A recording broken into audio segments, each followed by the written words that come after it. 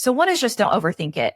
And then along with that is a lot of times we overcomplicate it because when you're getting started, literally all you need to do is decide how many hours you want to work, what you're going to charge, and go try to find clients. Yeah. You don't need a website. You don't need fancy photos. You don't need all the stuff. And I think that's the biggest mistake I see is that there's a lot of information online, which can be great, but those moms sometimes thinking about getting started as a virtual assistant think they need all these things in place. And you don't have to invest a lot of money. You don't have to do all of that. I even have a ton of free resources that I've had people get clients from that because they didn't have money to invest yet for training. And so they just use free information. So I would just say, don't overthink it. Don't make it difficult. Just think, what's my next step, and take that step and then do the next. Mama! Let's reimagine mom life together. Mama Has Goals is your hub for relatable support and helpful resources that help you fuel yourself alongside motherhood. Your identity is bigger than mom, and whatever your goals are, together we're making them a reality. There are so many opportunities out there for moms specifically to create money without sacrificing family, and many of which I don't think are talked about enough. And today, the one I want to talk about is being a virtual assistant, also known as a VA. I am super excited to help share this more with our community because I think it is a really cool opportunity for women and especially moms. And today, our guest, Sara Lingenfelter, her life changed in 2011. After a little bit of soul searching, she realized she wanted to work from home to spend time with her son and be in control of her future. The world of being a virtual assistant opened up a really cool opportunity for her. And she learned about being online, business, systems, technology. In no time, she was fully booked out with her business, and she's now dedicated to providing work from home opportunities through the online education that she offers and so much more so that women can do this for themselves. You'll also find her in her spare time hanging out with her 15-year-old son, having fun in the outdoors, and probably eating some chocolate or tasty food. But this conversation with Sara is so much fun because we really break down the opportunities that this has given her, how she's seen this play out for other people. And one of the really cool things about being a virtual assistant is there's so many different layers and versions to it. So if you have a skill set in one area or another, you can hone in on those. You can be taught by others on what to do. You can work with an agency so you don't even have to sell yourself or find your own clients. The opportunities for women to find, whether it's a couple hours a week or full-time work through this, is really cool. And I am super excited to share it as an opportunity with you guys. We have Sara coming in as a pro resource to our Mama's Business Blueprint to help you in one of two ways. If you're a business owner and you're looking to bring a virtual assistant into your business, Sara can help you do that and find one too.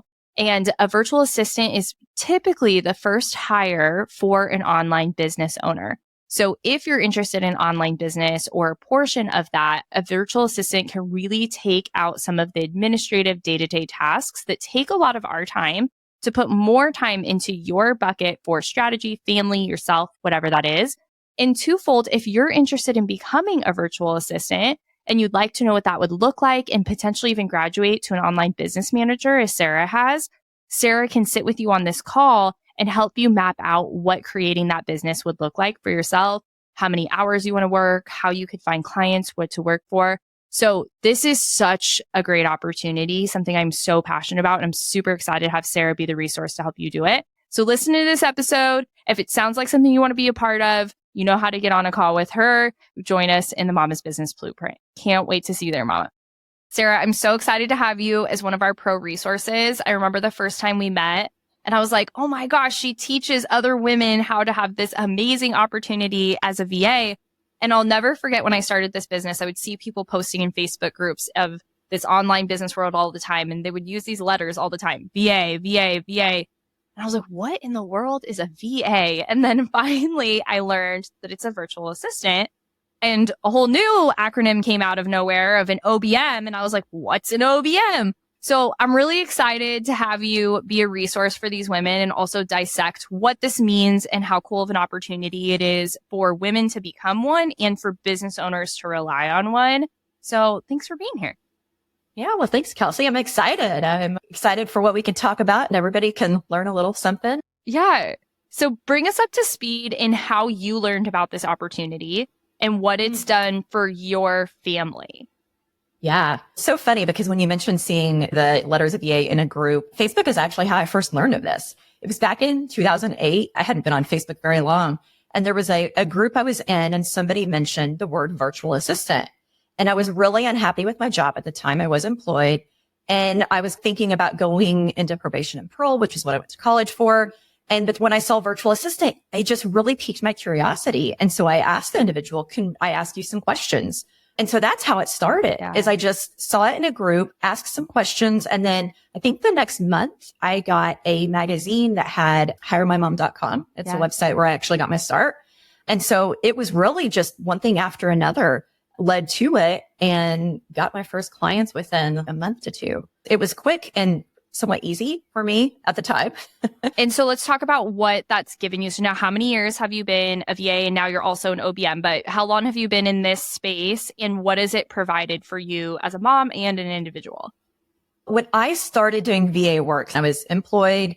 I was doing some work on the side. About a year after doing it is when I decided to quit my job because I know that's something a lot of, especially moms that are doing this, think about is I eventually want to quit my job. So that's what I did was quit my employee job to do it full time. Not long after that, lost my big client. So that was a little bit of like, oh no, what am I going to do? But I was married. So my husband had an income and that did help a little bit with things at the time. Yeah. But after being a VA for, a year or two full time, I was kind of getting bored and I found myself managing things in clients' businesses. And that's when I learned of an online business manager. And I went ahead and took the training for that, became certified, and then took me about a year to make a transition. So I transitioned away from VA clients and found new clients because my VA clients just didn't need an OBM. That transition for me and with my family, I did have the luxury of, at the time, my husband helping with the kids so I could do stuff in the evenings or weekends. Like I said, had his income, so I didn't have all the financial pressure. And I was able to do a gradual transition, which was great at the time. Yeah. But then about a year after doing OBM work full time for about a year, I got divorced. And so that was another big transition with the business because then I found myself with my son and raising a stepdaughter and having a single income. And so that was a big shift to try to make that all work. And I just shared that so that anybody listening can understand that different phases of your life, things can happen, but there's still ways to make it work. And for me, becoming an OBM was more about higher level skills. And it was just something I wanted to do. But a lot of people that become a virtual assistant, they stay that direction and then they might specialize. There's just so many possibilities. And being in either of those roles, a VA or OBM, allowed you to have the flexibility to get more clients or make up for when life happened. You were like, oh, wait, I now need to make more money. I need to figure out how to support myself. You already had the foundation built to be able to be like, okay, here's where I'm going to go. Let's talk a little bit about what the difference is between a VA and an OBM are. So there's so many different things you can focus on and how you can have a specialty, but overall, what are some of the tasks that classify as a virtual assistant or a VA and an OBM or an online business manager? Yeah. And this is a great question because I see online a lot of people use these terms interchangeably and they are different. The tasks with a virtual assistant are going to be more the doing things, creating a blog post, writing a newsletter or drafting it for somebody, doing the social media, maybe creating graphics in Canva. If you think of all the work it takes to get stuff done in a business, a VA can do most of those things. And then when you think of an online business manager, they're the one not so much doing, but managing and planning and overseeing. Yeah. And another way to describe it would be most people need a VA, but not everybody needs an OBM. So if there's people listening that are interested, they're going to have more opportunities as a virtual assistant. Yeah. Because an online business manager helps a business once they're at a higher level in business. They really have more of the strategy and the integration and keeping the wheels on track where the VA is executing once they're on track, right? And maybe the OBM is creating the process that almost is then being given to the VA to do. Yes. Yeah, I've done that many, many times. And that is so helpful as a business owner. Once you get to a place, like you said, that you need both. But I know most business owners that are in the online space a virtual assistant is their first hire. That's like the first thing that they hire for. And talk a little bit about how a business owner or a VA, like from the VA perspective, you can work for multiple business owners, right? Like you can do a couple hours here, a couple hours there. And I think that's what's so attractive to so many moms that aren't sure they want full-time work. You can step into this and do 3 hours a week, or you can fill it up so you're full-time. So talk a little bit about that. And then also for the business owner, they are so scared sometimes to like bring in an employee. And it's like, you can actually just hire someone for a couple hours a week. For the person out there that wants to work as a virtual assistant, I always suggest when trying to figure out like how many hours you're going to do and things like that, first think about your lifestyle, because we all have different situations. And so if there's, let's say a mom out there wanting to do a little part-time work, what does part-time work mean to that mom?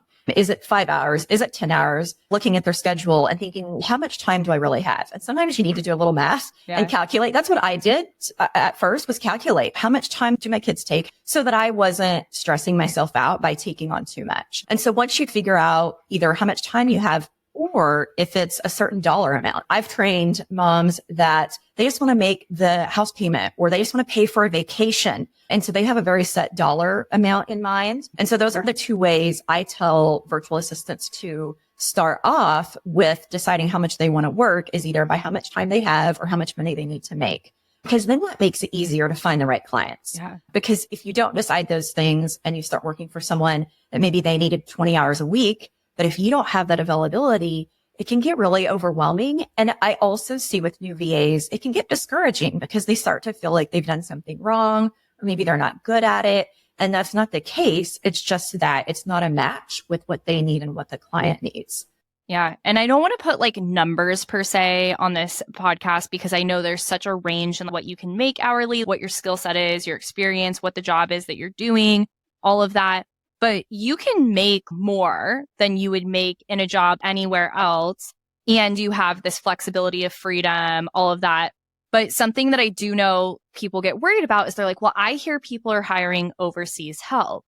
I'd love for you to just talk a little bit about what that true competition looks like and how you can really come in with a different skill set or a different set of experience so that increase in hourly rate is like totally acceptable and fair and all of that.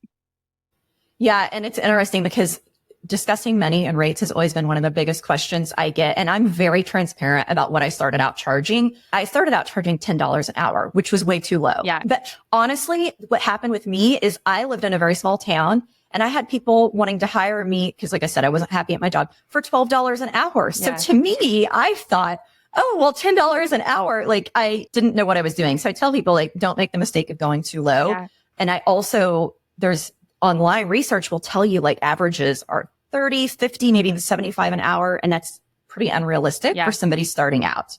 So I just like to explain those things about rates so that it sets the expectation of, okay, when I'm starting out, I don't want to overcharge, but I can always increase my rates. Mm-hmm. And again, it's going to depend on somebody's situation. If they need to make a certain amount of money, then let's see how much time you have. What rate would you need to charge? Is that realistic? So I do suggest people start out between 20 and 25 an hour. That's just generally what I suggest. And as far as the overseas help, yes, it is more inexpensive. However, I have worked with at least 200 plus clients now. I've lost track of numbers, but a lot of clients, and a lot of them have used overseas help at one point or another. And they still always have a virtual assistant within the United States at a higher rate, even if they have one overseas. Yeah. And what is going to set virtual assistants apart is one is just not having the huge time difference or the language barrier. If you're offering skills that have to do with writing, anything with grammar, clients are going to want somebody that English is their first language. And then the other thing that I would have never realized was an issue is there's a lot of internet issues in other countries. Mm-hmm. And I've had past clients that have purchased backup Wi-Fi for their international VAs because they get so many storms and so much damage. Yeah. And so in the United States, it typically tends to be, we don't have those issues with the weather like they do. So just that more consistency and dependability will set somebody apart. And then a lot of it is about communication. And I don't mean communication about being able to have a meeting. I mean a virtual assistant being able to communicate to the client if they have questions, if they don't understand the status of something, It's really about over communicating. Yeah. And so part of it is a cultural difference with some VAs overseas. They want to try very hard to assist and make you happy. And they tend to not ask questions a lot of times and speak up. And so it's just the communication within the cultures is very different. A virtual assistant here in the States, as long as they communicate well and don't start overcharging initially, it's not really going to be an issue with an overseas VA taking the work for them. And I love how you said so often too, it can be in addition to, not in replacement of. Like, I do know a lot of people that utilize support in multiple areas for different things. And again, going back to the flexibility of being able to do a couple hours here and there, where if you're doing community engagement or posting or writing materials and you're not working for the same client 40 hours a week per se, you can do that. Some people do that. But you also could have 5 clients where you're working like a handful of hours per week. I just think it's such an amazing opportunity for moms because there's so much flexibility. There's so much ability to dip your toes in a lot of things, which I think people love, like not feeling like they're stuck in the same role every single day, doing the same thing for the same company. So I think it's so fun for moms to have the flexibility, the opportunity to be able to move things around while still being your own business owner. But we know there's those people out there that are like, I don't want to be a business owner, but I like this opportunity. So I'd love for you to talk about the other opportunities where you can either work under you or you do a couple different things. So let's start there. You help people become a VA that have no idea what that means or how to get started. Then you help the VA that's like, okay, I'm technically a VA, but I'm looking to do a little bit more. And then you yourself are an online business manager. So talk a little bit about what the day in the life looks like for you and how you support other people. A day in the life of me, first of all, I'm pretty structured. I do this full time. And when I say full time, that does not mean 40 hours a week. It just means this is my full time income so that I don't have another job. So like a day in my life, my son is a teenager. I thought when they got to be teenagers, like they'd be easier. He's a great kid. But man, I'm like a taxi driver now to all kinds of places. It's getting up in the morning, making sure he's awake. And then once he's at school, I pretty much have a 9 to 5 day as far as my working, but I time block. And so I make sure and have my lunch. Sometimes I go on walks. I might work out during the day. So there's that flexibility to do other things during the day, because then I try to get most of my work done before school gets out so that once I pick him up, because again, I'm running him around places and I find it easier. Even when I had my stepdaughters and the kids were younger, after school, I do still work like a little bit. And then I pretty much usually I'm done about by 5 and then make dinner and do the evening routine. So I would say it's similar to an employee job as far as the business hours, but yet it's incredibly flexible. Yeah. If my son has an orthodontist appointment or whatever the appointment might be, then I am off for half that day. I go do what I need, or maybe I stop working early on Friday afternoons, take a Monday off if there's no school. So there's a lot of flexibility within that schedule, but I do like to keep the structured day just to make sure I'm getting done what I need to get done. Yeah. So much flexibility, so much opportunity, and you can really make it however you want for your life. So I feel like it's a little easier to comprehend for the person that hasn't got started. They're like, okay, you're going to help me get started. You would tell me what to do. But let's say someone's like, okay, I know someone's a VA or I'm familiar with that route, but it hasn't worked out the way that I've expected it to. You've been doing this for 10 years. You've seen success. You've seen mistakes that people have made. How can you support that person?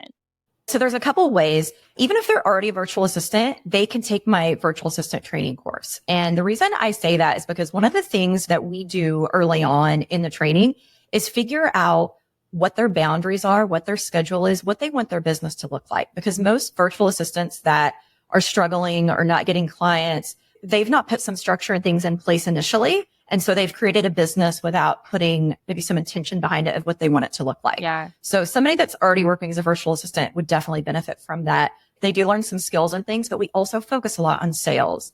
And they may be thinking like, why is that important? But when you're working as a virtual assistant, you're essentially selling yourself to clients. You've got to convince them in your writing or speaking how they can benefit from you. And there are a lot of mistakes made. 90% of virtual assistants make the same mistakes that keeps them from landing clients. And so I teach that in my training So that's one way, is if they're just not getting clients, things are just chaotic and a mess, not working how they want, they can do that. However, if it's the virtual assistant, they're like, you know what?